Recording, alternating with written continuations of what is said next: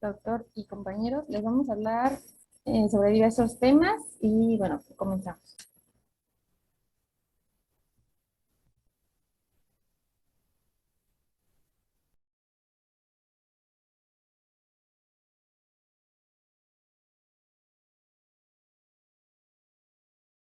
Bueno, como les mencionaba, pues vamos a hablar un poco sobre una introducción sobre las fracturas y vamos a empezar por su definición. También los mecanismos comunes de producción de fractura, los procesos de consolidación ósea, sus fases y características, también las complicaciones sobre el tratamiento y los sistemas de clasificación AO actualizados.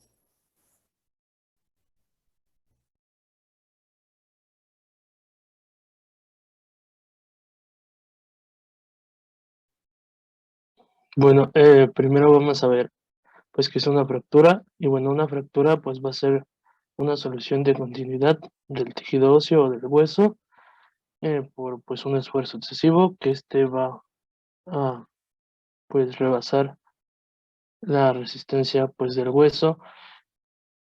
Y, pues, vamos a tener, pues, diferentes mecanismos para generar una fractura.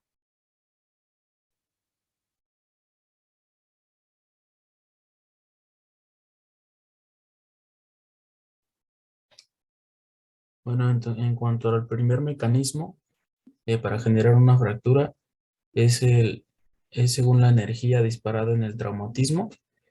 Se divide en una fractura de alta energía y esta se produce por una aplicación de fuerza intensa que puede ser momentánea y provocando así una fragmentación en el hueso. Puede incluir partes blandas. eh, Esta puede ser causada por un accidente automovilístico, como se puede observar en la imagen del lado derecho, un atropellamiento o un choque. En cuanto a la fractura de baja energía, esta no necesita de un traumatismo, es causada por fracturas patológicas, como puede ser el caso de padecer osteoporosis, donde hay una menor densidad ósea y hay susceptibilidad a estas. En el caso de la fractura por estrés o por fatiga, esta es provocada por un esfuerzo o sobrecarga repetitiva hacia el hueso, por ejemplo, como correr sin descanso, excediendo así la capacidad del quinto metatarsiano en atletas. Lo coloqué ahí en la imagen que está abajo. Es una lesión común una lesión por fractura o una lesión por estrés o por sobrecarga en el quinto metatarsiano, presentada principalmente en atletas. La siguiente, por favor.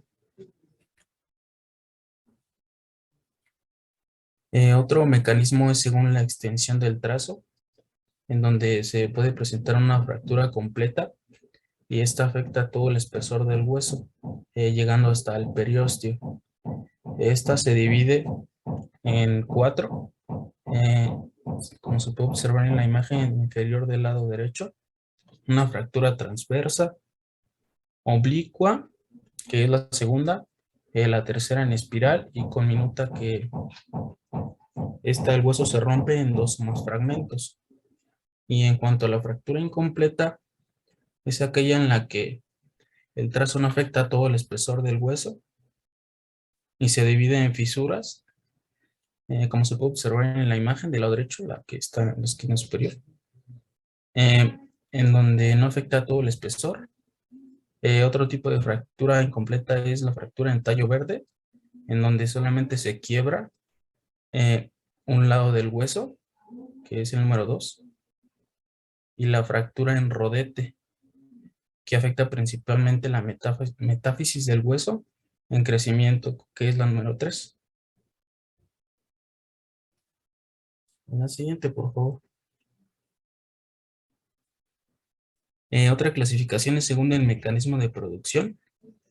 Este se divide en fractura por mecanismo directo, que son producidas en el lugar del impacto de la fuerza,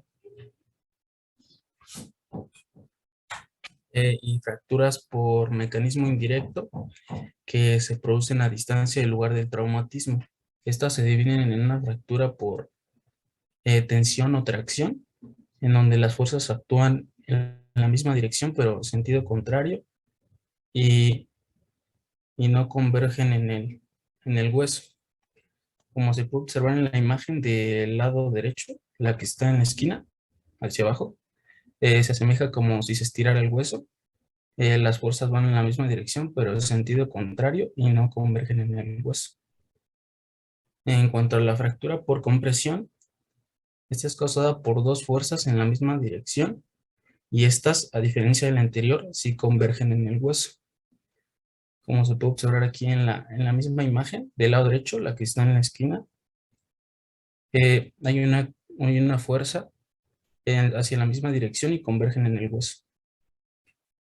Y en cuanto a la fractura por torsión, esta es una fuerza por movimiento de rotación sobre el propio eje del hueso.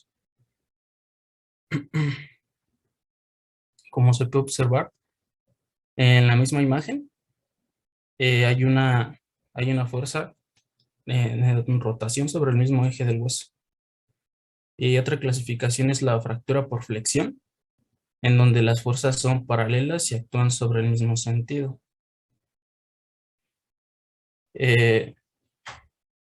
Como se puede observar en la imagen que está ahí del lado derecho. Y la última es la fuerza por cizallamiento, donde las fuerzas son paralelas y en sentido opuesto, que es la última que está del lado derecho. Son en sentido opuesto y son paralelas. La siguiente, por favor. Otro mecanismo es según la lesión tisular, y este se divide en abiertas y cerradas. En las abiertas no existe comunicación de la fractura con el exterior, pero se puede clasificar según la magnitud y la lesión en los tejidos blandos. Para esto se utiliza la clasificación de... ¿Cómo? Más bien es al revés, ¿no? Creo que sí, sí. Las abiertas hay comunicación y las cerradas no, ¿no? Ajá, las cerradas, ¿no? Maestro. Sí. Ok, continúa. Bueno, es al revés. En las abiertas sí hay comunicación y en En las cerradas no. Ajá. Bueno, en cuanto a las fracturas abiertas, ya conocemos la clasificación de Justino y Anderson, en donde divide el tamaño de la herida. En la tipo 1 es menor de 1 centímetro, la tipo 2 es de 1 a 10 y la tipo 3 es mayor a 10 centímetros. La tipo 3 se divide en cuanto al daño en fracturas blandas. En cuanto a la 3A, la cobertura ósea, es posible que la cobertura ósea afecte partes blandas. La tipo 3B necesita reconstrucción, es decir, ya se observa más el periósteo del hueso. Y la 3C, bueno, en la 3B ya hay colgajos. Y en la 3C ya necesita, bueno, ya es una lesión vascular asociada. En cuanto a la clasificación de las heridas cerradas, se utiliza la clasificación de Cernet-Hoster. Toma en cuenta, bueno, se divide del 0 a tipo 3. En la tipo 1 hay abrasiones o construcciones superficiales. En la 2 hay contusión muscular significativa, incluye abrasiones y puede estar contaminada. Puede ocasionar el síndrome compartimental que vimos en el primer parcial, en donde se caracteriza por dolor intenso, edema, inflamación en la zona afectada. Y la tipo 3 es una contusión externa con desplegamiento cutáneo y destrucción de la musculatura, así como lesión vascular y el síndrome compartimental establecido. La siguiente, por favor. Otra clasificación es según la localización. Esta toma en cuenta la superficie articular, la división de los huesos largos, que como ya sabemos es diáfisis, metáfisis y zonas epifisiarias. Para esto se utiliza la clasificación de Salter y Harris, que se encuentra del lado derecho, en donde la tipo 1 es una separación incompleta de la fisis sin fractura. Esta, perdón.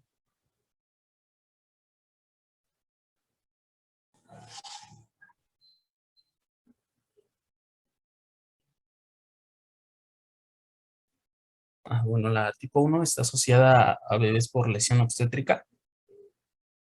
En cuanto a Bueno, como la... que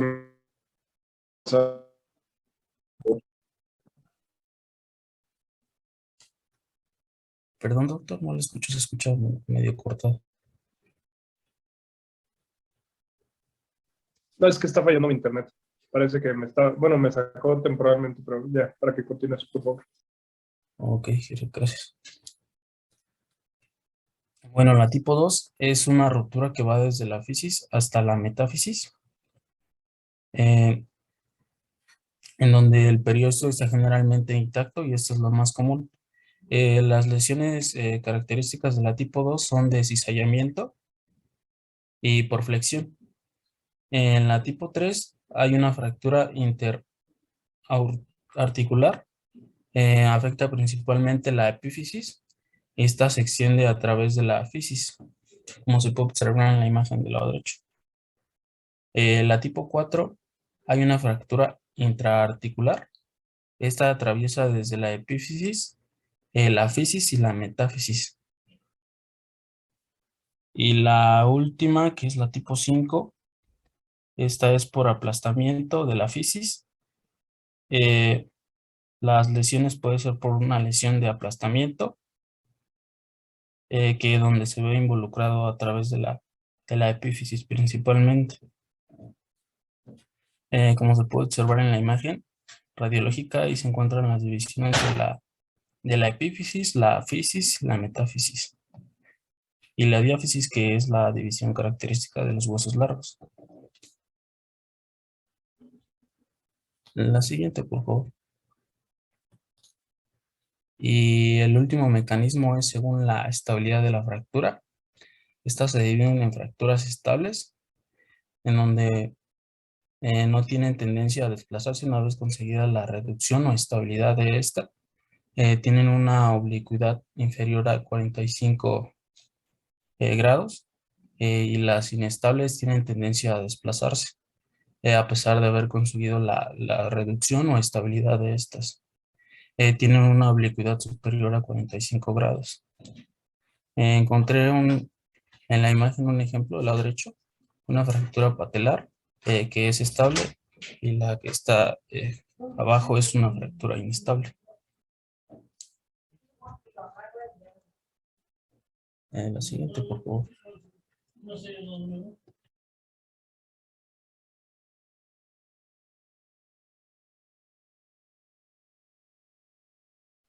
Bueno, la siguiente parte va a ser acerca del proceso de consolidación ósea, en el cual hablaremos las fases en esta, así como sus características. Primero, pues en una pequeña definición, lo que les voy a decir lo que es callo óseo. Pues es la formación temporal de fibroblastos y condroblastos en una zona de fractura de un hueso, mientras que el organismo intenta generar el equilibrio anatomofuncional y este va de 70 a 100 micras por día. La siguiente, por favor. Bueno, las fases de la consolidación ósea vamos a tener que existen dos, una primaria y una secundaria. Hablando de la secundaria, aquí es donde hablaremos de cuatro etapas o cuatro fases, el cual la primera será inflamación. Esto tiene un periodo del tercer al quinto día. El otro será la formación de callo blando, que será del quinto al 16º día, y la formación de callo duro, que será del 16º al día 35. Y por último, que es el proceso de remodelación, que este puede tardar años o meses. La siguiente, por favor. Las fechas que les di anteriormente, o más bien los días, este proceso no tiene como tal, no, vaya, no es lineal el tiempo. ¿A qué quiero o a qué me refiero con esto? Es decir, que estas etapas o estas fases se sobreponen entre sí. Y en esta gráfica lo podemos ver cómo realmente están las fases y como tal no es lineal ni es exacta. O sea, una fase se sobrepone con otra y bueno, ahí también tenemos las características, pero pues, de todos modos las referencias de los días están en la diapositiva anterior y también que ya se las mencioné. El siguiente, por favor. Bueno, los tipos de consolidación ósea, como ya les había mencionado, van a ser dos, primaria y secundaria. Primero que nada, la consolidación primaria o directa. Esto nos habla igual que es un callo directo, igual a una remodelación interna, es decir, un callo endóstico. Y por otro lado tenemos una consolidación secundaria o indirecta, que esto nos habla de un callo indirecto o igual a una formación del callo. Este callo será rígido o callo perióstico. En la primera, pues este se logra con la estabilidad absoluta. Esto quiere decir que es sin movimiento total. O sea, no debe tener absolutamente nada de movimiento. Y el proceso de remodelación por osteoma. Y aquí, como ya les había mencionado, no hay un callo óseo. Pero por otro lado, la secundaria tiene las 4 fases que ya les había mencionado, la cual es el hematoma, el callo blando, el callo duro, remodelación. En algunas también bibliografías la podemos encontrar como fase inflamatoria y proliferativa, formación de callo de fractura y remodelación. Vaya que depende en qué libro o página lo consulte. La siguiente, por favor. Bueno, primero lo que es hemorragia o inflamación, o vaya, la fase inflamatoria y proliferativa. Bueno, cuando el hueso sufre un impacto, digamos, como lo había mencionado mi compañero anteriormente, absorbe junto con los tejidos blandos circulantes, es decir, los que están pues cerca de la fractura, la energía liberada, si la cantidad de esta energía no excede la capacidad de absorción de las fuerzas del hueso, no sucede nada. Pero si esta energía es excesiva, pero no, si esta energía es excesiva, no será absorbida. Y esto es lo que nos ocasionará o nos producirá la fractura, lo que implica primero que nada una hemorragia local y necrosis de las células tanto óseas así como los tejidos blandos que rodean, pues, como ya les dije, la zona de fractura. Y aquí ocurren los siguientes procesos. Con el primero tenemos la migración de células al foco de fractura por factores químicos liberados en el momento del impacto, el cual quiere decir que son como células de leucocitos, macrófagos y fibroblastos. También tendremos una multiplicación de células en respuesta a factores químicos liberados, por igual por el impacto. También habrá una acumulación de líquido en el espacio intercelular y un aumento, por ende, de la permeabilidad capilar que produce un edema en torno al foco de fractura. Y todos los signos de inflamación, bueno, recordándoles, pues era rubor, dolor, aumento de volumen, calor y bueno, si nos hablamos ya de la última clasificación, el cual también tiene impotencia funcional y deformidad.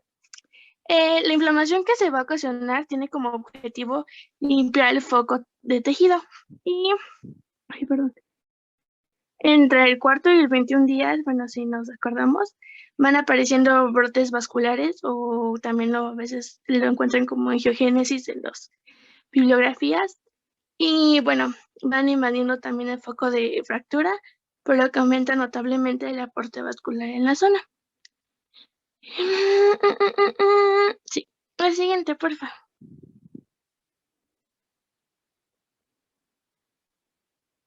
Gracias.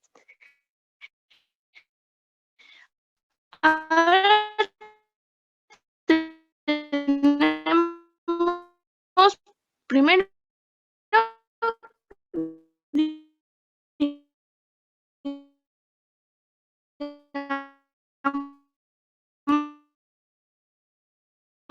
que pasó esta fase y tenemos nada de glucosalinos, con el factor que la distracción es por tantito. Y los factores biológicos, esto quiere decir que es una baja tensión de oxígeno en la zona central del callo, provoca liberación de condroblastos con formas de un armazón cartilaginoso de colágeno, y esto será de tipo 2. Esto es, bueno, esto empieza entre la segunda y la tercera semana, y es igual pero ahora el periodo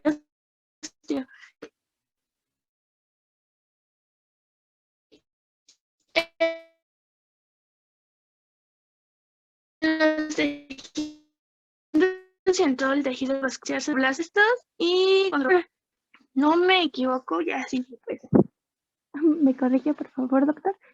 Aquí se va a hablar como de dos tipos de callo, o sea, el medular y el perióstico. El medular tiene como carácter, bueno, la médula es vulnerable en el hueso esponjoso. Aquí los fibroblastos depositan reticulina y fibras colágenas a cierta distancia de la fractura, y con ello también comienza la angiogénesis. Y el callo perióstico proliferan células para la reparación ósea, sobre todo en la capa profunda del periósteo. Esta capa se vuelve más gruesa por la proliferación justamente celular, ya que esta se encuentra activa. Y a los 10 días se ha formado como un collarín, digámoslo así, de tejido muy, pues, es que digamos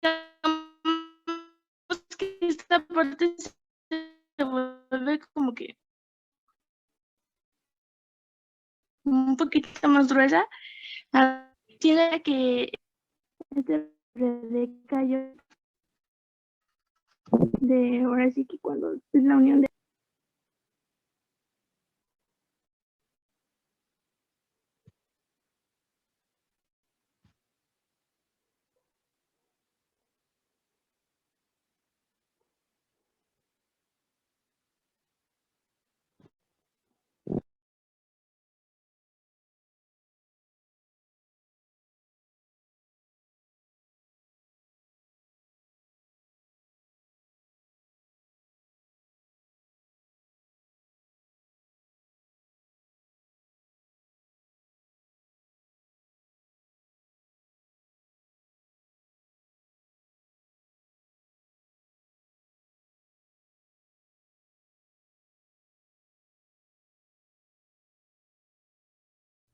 Perdón, creo que nuestra compañera está teniendo problemas con su internet.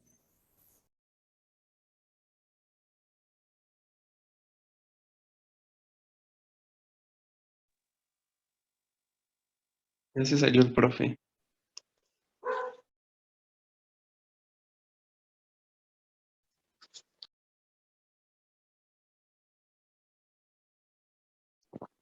Perdón, compañeros, ¿de dónde se quedaron? Es que yo estoy hablable, pero ya vi que me escuchaban. Muchas gracias. ¿Esperamos al profe o...? Gracias.